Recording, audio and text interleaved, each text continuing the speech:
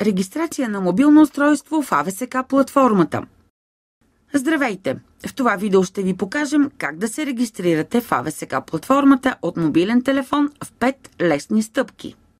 Начало на регистрацията. Отваряте страницата за регистрация и виждате логото на АВСК и заглавието «Регистрация на нов потребител». До думата «Отговорник» има иконка АИ, която обяснява, че това е отговорното лице, посочено от Сдружението на собствениците. Следене на прогреса. В горната част на екрана има 5 квадрата, показващи стъпките.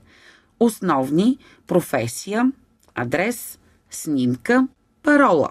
Текущата стъпка е в червено, завършените стъпки са запълнени, а останалите стъпки сиви. Стъпка 1. Основни. Попълнете задължителните полета, отбелязани с червена звезда. 3 имена. Въведете пълното си име. Телефон.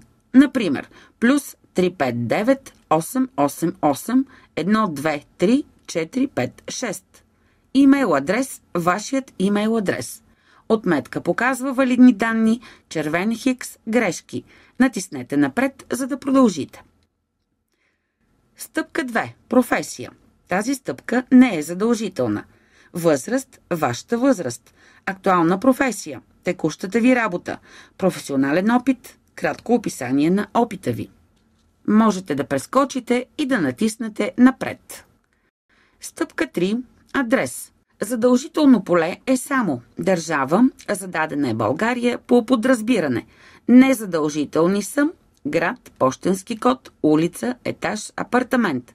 Натиснете напред, за да продължите. Стъпка 4. Снимка. Незадължителна стъпка. Натиснете, изберете снимка, за да качите изображение от телефона си. Снимката ще се покаже в квадратната рамка. Стъпка 5. Парола.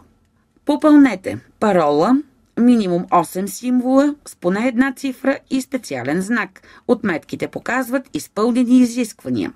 Потвърдете паролата. Въведете отново паролата си. Условия за ползване и политика за лични данни. Поставете отметка, за да ги приемете, като може да ги прочетете при натискане върху подчертания текст. Натиснете регистрация. При успех ще ви бъде изпратен имейл с линк за потвърждение. Бързи съвети. Червените звездички отбелязват задължителни полета. След въвеждане на данни в дадено поле, отметката вдясно показва валидността им. Можете да се връщате назад между стъпките.